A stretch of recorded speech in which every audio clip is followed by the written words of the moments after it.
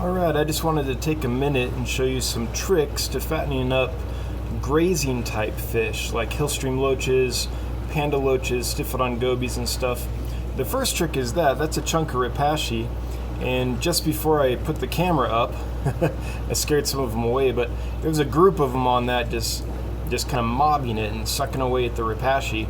It's a great way to feed these fish that can be difficult to feed because they don't typically eat the way a normal aquarium fish does. They rasp on stuff all day, they graze on stuff all day. They come from these environments where there's a lot of sunlight and really clean water, and what that means, and quite a bit of water movement, usually quickly flowing water. So what that means is the food, there's not a lot of like mud or dirt, so there's not a lot of plants because the water's typically moving too quickly for that, and there's a lot of rocks and things. So what happens in that bright sunlight is algae and biofilm and offswatch and stuff like that grows on those rocks, and these guys have adapted to just go around and scrape that off all day. And it's not like they just eat one meal and they're done. They literally are eating all day long to get the nutrition they need. So trick number one is Repashy. It would have been a lot more impressive if they hadn't all swam away as soon as I put the camera on there, but they tend to like group on that and just eat it away. Trick number two is this is a big kind of fake log that I keep in my 120 gallon. Oh, I'm scaring them away. I don't want to do that. And let's see if I can focus here a little bit. There's a stiff-footed goby there, a couple of them. And it's been in there with the light shining on it, and so it's grown a lot of algae and biofilm and stuff. And if you look, I take that out, put that in here, these guys just graze on that. And they're sucking all the stuff off of it. Here's some of the gold line loaches doing the same thing. Just eating away at all that delicious biofilm and algae and such.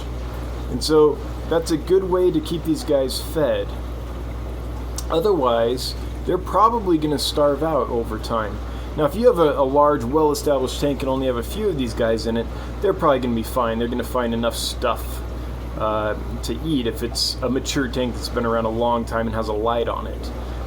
That's not a problem. But when you have a lot of them in one tank, then you have to do something to supplement their diet, or they will over time just gradually die off on you, and usually it's because of starvation.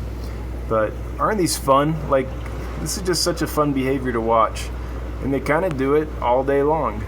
Again, these are stiff-footed gobies here, these are gold line loaches here, and they're doing their thing.